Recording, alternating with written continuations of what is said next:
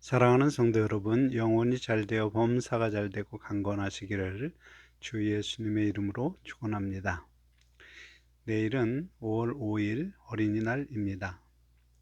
내게 주신 자녀를 어떻게 양육해야 하는지 성경이 말하는 올바른 자녀 양육에 관하여 전하고자 합니다. 우리는 누구나 자녀이면서 동시에 부모이거나 혹은 용사들처럼 앞으로 부모가 될 예비 부모들입니다. 부모로서 자녀의 바른 양육은 작게 보면 가정 안에서 내 자녀를 하나님의 복된 자녀로 세우는 일이지만, 크게 보면 우리 사회 가운데 하나님의 일꾼을 세우는 가장 중요한 사역입니다. 오늘 말씀을 깨닫고 이 중요한 사역을 아름답게 감당하시기를 주 예수님의 이름으로 축원합니다. 먼저 올바른 양육이 필요한 이유를 알아야 합니다. 첫째, 아담의 타락 이후에 죄가 들어온 사람은 누구나 죄의 종으로 삽니다. 곧 죄가 욕심을 따라 육체의 정욕과 마음의 탐심만족을 추구하도록 요구할 때 그 요구에 복종하는 존재입니다. 더구나 사람은 누구나 죄의 종이므로 태어나면서부터 경험하는 모든 일에 자기의 탐욕과 정욕 만족에 유익하면 지혜롭고 의롭고 선한 것으로, 불리하면 어리석고 불의하고 악한 것으로 판단하는 자기중심적 가치관을 형성합니다.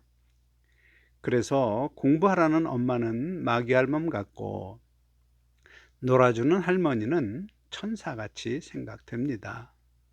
갖고 싶은 장난감을 사주는 할아버지는 좋고 사주지 않는 아버지는 싫은 것입니다. 문제는 그런 잘못된 자기 중심적 가치관을 기준으로 모든 판단과 선택을 함으로써 그 결과는 인생을 불행하게 만듭니다. 둘째 이유는 잠언서 22장 6절, 마땅히 행할 길을 아이에게 가르치라. 그리하면 늙어도 그것을 떠나지 아니하리라. 이 말씀은 자기중심적 가치관으로 마음이 강팍해지기 전 아이 때 가르쳐야 함을 강조합니다. 무엇을 가르치나? 마땅히 행할 길을 가르쳐서 자녀가 바른 가치관을 세우도록 하라 말합니다. 그러면 자녀가 나이 들어 늙어도 복된 삶을 살게 된다는 것입니다. 곧 마땅히 행할 길을 가르치는 바른 양육은 내 자녀가 하나님이 예비하신 형통의 복과 기쁨과 행복을 누리며 또 하늘 영광에 이르는 귀한 인생을 살도록 합니다. 이제 마땅히 행할 길이 무엇인지 알아야 합니다.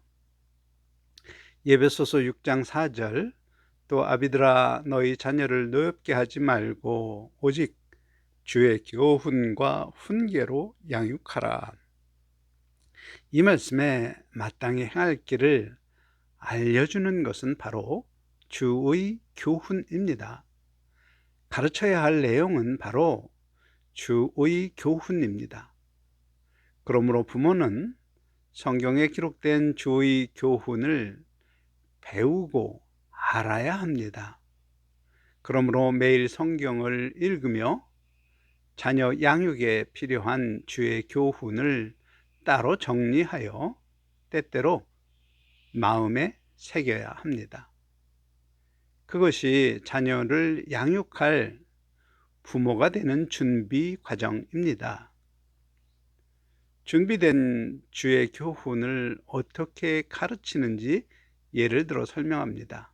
가령 자녀는 성장하면서 용돈이 필요하다고 용돈을 요구합니다. 이때 용돈을 그냥 주어서는 주의 교훈을 가르칠 기회를 잃어버리는 것입니다. 신명기 12장 7절 너희의 하나님 여호와께서 너희의 손으로 수고한 일에 복 주심으로 말미암아 너희와 너희의 가족이 즐거워할지니라. 이 말씀은 성도가 가족의 행복을 어떻게 만들어가는지 알려주는 교훈의 말씀입니다. 곧 너희 손으로 수고한 일로 말미암아 온 가족이 즐거워하게 된다는 사실을 가르쳐야 합니다. 그러므로 용돈을 달라 하는 자녀에게 먼저 필요한 용돈의 사용처에 관한 내용을 묻고 정기적 필요와 일시적 필요를 구분하여 정기적인 것에 약간의 여유를 두어서 매달 용돈으로 정하고 또 일시적인 필요는 요청할 때 타당하면 주겠다고 약속하여 매월 주는 용돈과 시점을 아이와 합의하여 합의한 방법대로 제공하면 좋습니다. 단 그 용돈은 부모의 수고에 하나님이 주신 복으로 제공 가능하며 부모로서 너의 기쁨을 위하여 매일 수고한다는 사실을 알려주어야 합니다. 그리고 자녀에게도 가족을 위하여 청소나 신발 정리와 같이 자기 손으로 할 수 있는 일을 하며 가족의 즐거움을 위한 수고의 대가로 용돈을 받게 함으로 가족 공동체의 소속감이 생기도록 해야 합니다. 그러므로 자녀의 요청 요구를 주의 교훈을 가르치는 기회로 삼아라. 이것이 자녀 양육의 첫째 원칙입니다. 가령 갑자기 자녀가 일시적으로 필요한 용돈을 달라고 할 때 시편 128편 1절 2절 여호와를 경외하며 그의 길을 걷는 자마다 복이 있도다. 네가 내 손이 수고한 대로 먹을 것이라. 네가 복되고 형통하리로다. 이 말씀의 교훈은 여호와를 경외하는 길, 가령 부모를 공경하면 삶이 복되고 형통하며 수고한 대로 먹을 수 있다는 사실을 깨닫도록 해야 합니다. 가령 일찍 일어나기, 책 읽기 등 필요한 생활 습관 변화를 권면하고 만일 수용하면 일시적 요청을 틀어주고 또 생활 습관 변화 약속을 지키는 수고를 하도록 요구하십시오.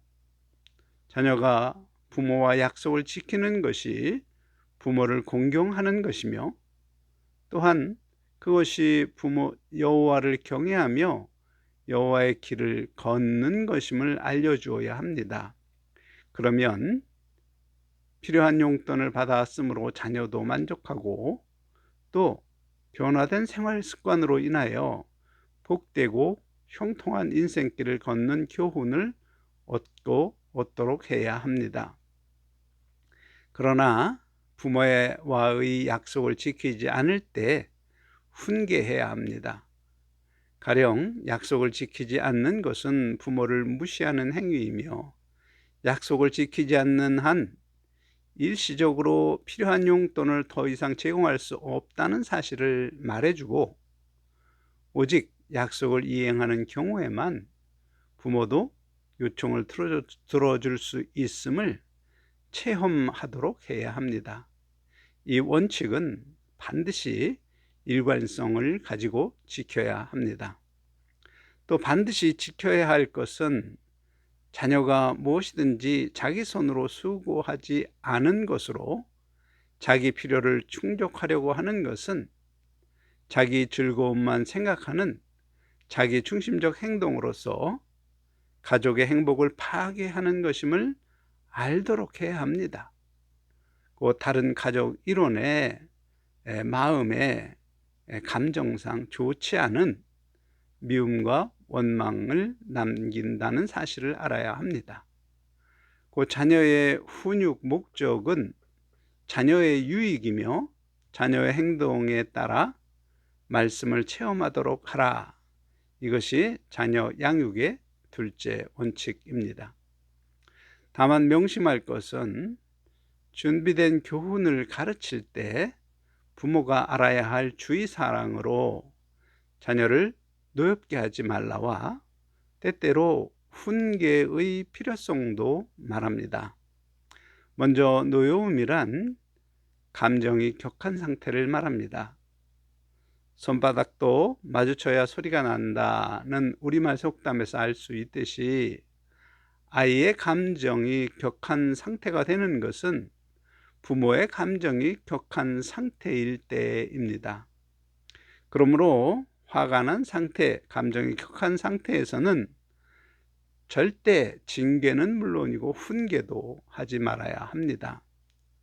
특히 사람이 많은 곳에서 분노를 절제하지 못하고 격한 감정으로 큰 소리로 훈계하는 부모들이 종종 있습니다. 그렇게 자제력을 잃은 부모는 자녀를 분노케 할 뿐입니다. 그러면 아무리 필요한 훈계도 소용이 없습니다. 따라서 자녀의 훈계 전 부모는 먼저 자신의 감정을 다스려야 합니다. 이것이 자녀 양육의 셋째 원칙입니다.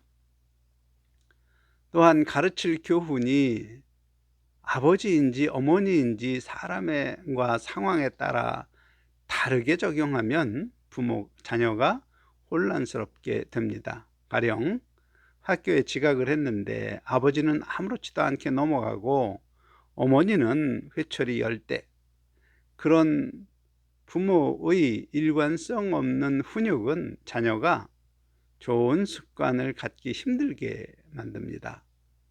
아버지나 어머니의 눈치를 보며 상황에 따라 거짓말하는 영악한 아이를 만드는 것입니다.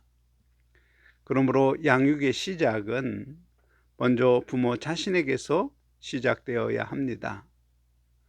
따라서 가르침이나 훈육이 필요한 상황이면 먼저 해야 할 일은 부부가 자녀의 입장을 객관적으로 판단해서 무엇을 가르쳐야 할지 혹은 훈계해야 할지 상의하고 결정함으로 부부가 일관성을 가지고 감정이 배제된 양육이 가능합니다.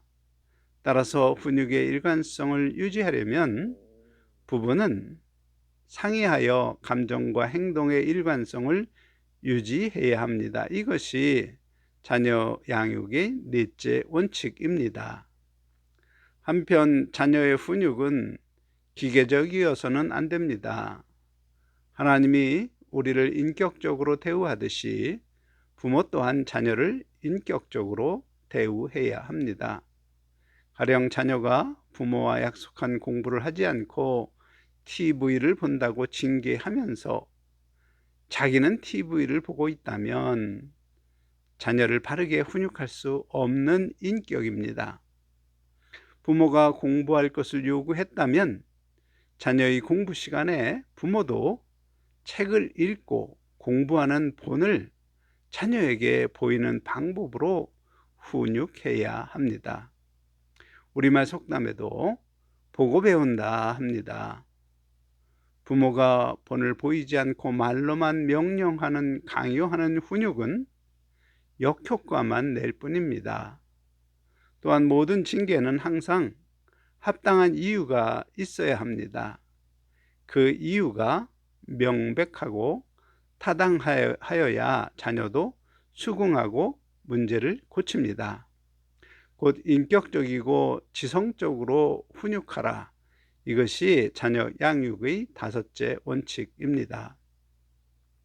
한편 징계와 훈육은 너무 지나치면 안 됩니다.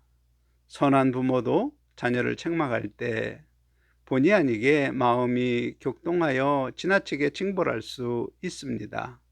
말로 훈계하여도 될 것을 회초리로 훈계하는 것처럼 큰 잘못과 작은 잘못을 가리지 않고 잘못하면 무조건 회초리를 드는 것은 옳지 않습니다.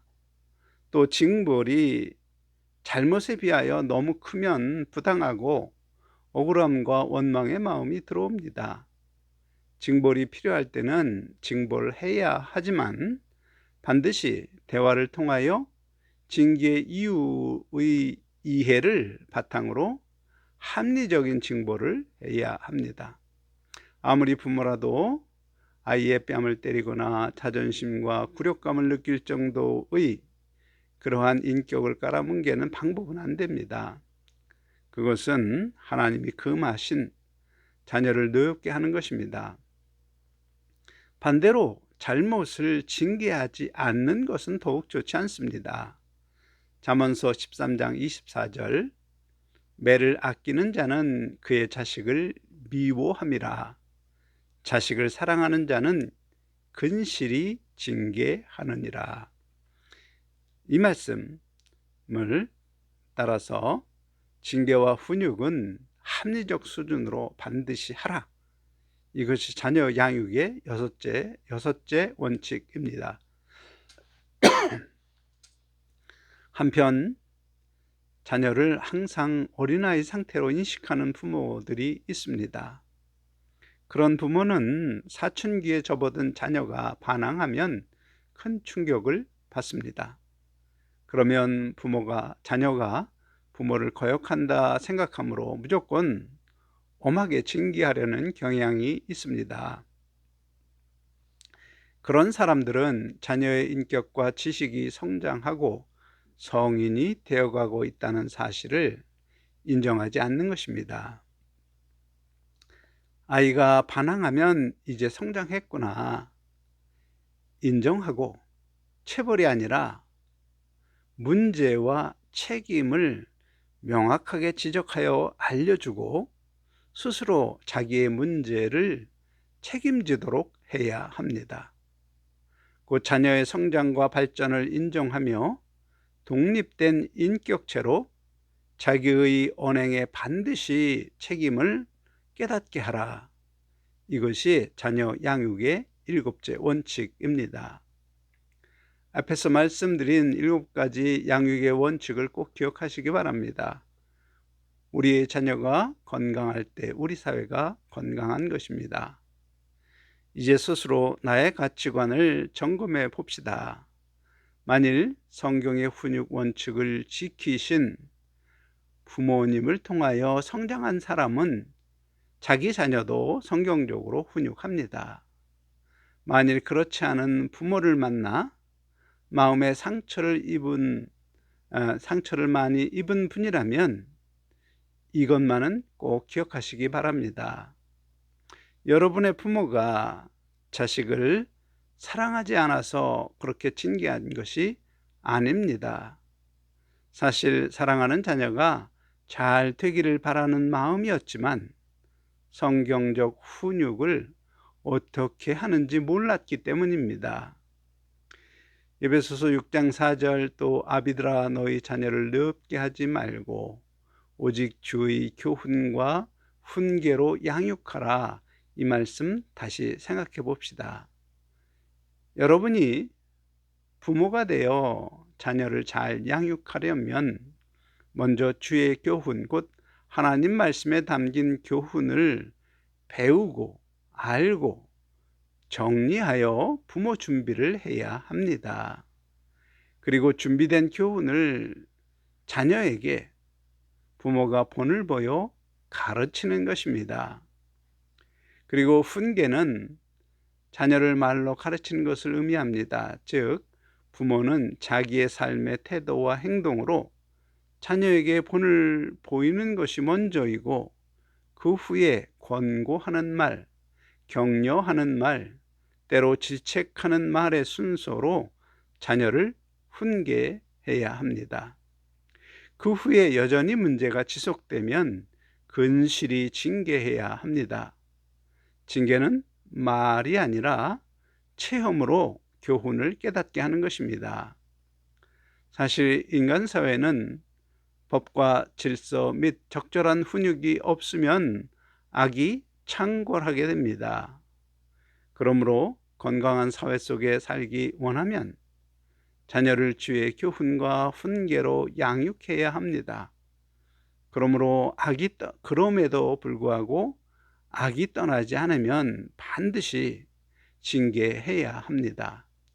이는 그리스도인 부모들에게 해당하는 아주 독특한 사명이고 그리스도인 부모의 가장 중요한 임무입니다.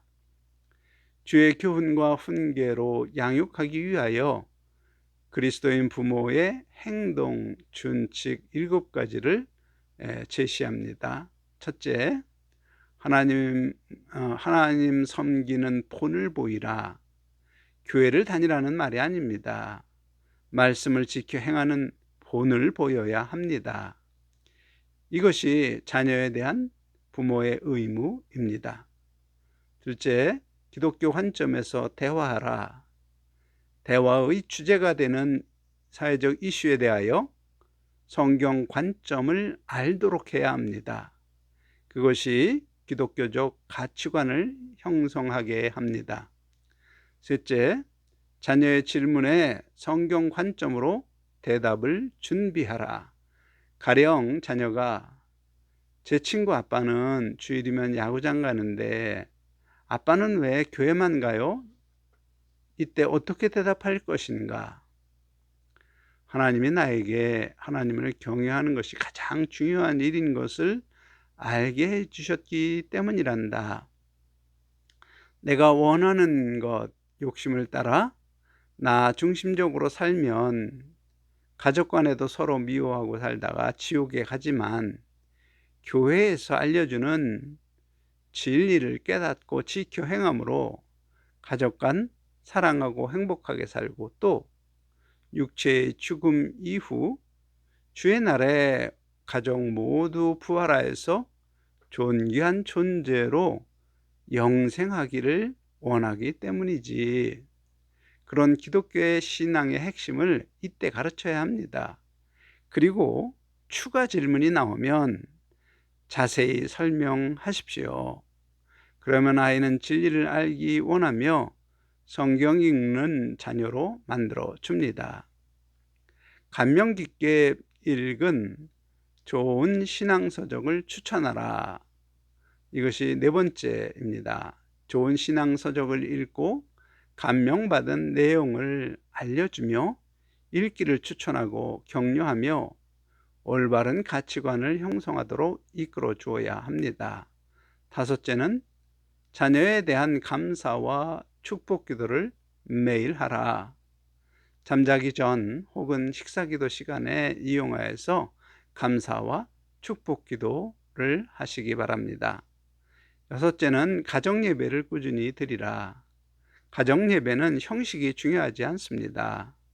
간단한 성경 읽기와 하루 동안 있었던 자녀의 이야기를 들어주며 그 이야기를 칭찬과 격려로 대화함으로 아이가 성경적 가치관을 갖도록 인도해야 합니다. 일곱째는 신앙의 기쁨을 알게 하라. 하나님 말씀 위에 세우는 가정, 그 가정에서 부모가 서로 존중과 사랑을 통하여 행복한 가정을 만들어갈 때 하나님을 믿는 것이 얼마나 놀라운 것이며 가장 자랑스러운 일인지를 마음에 심어주는 것입니다. 이런 자녀 훈육의 원칙과 그리스도인 부모가 갖추어야 할 행동 준칙을 지켜 행함으로 하나님이 기뻐하시는 그리고 복을 주시는 가정을 이루어 행복한 가정이 될 수 있기를 예수님의 이름으로 간절히 축원합니다. 아멘.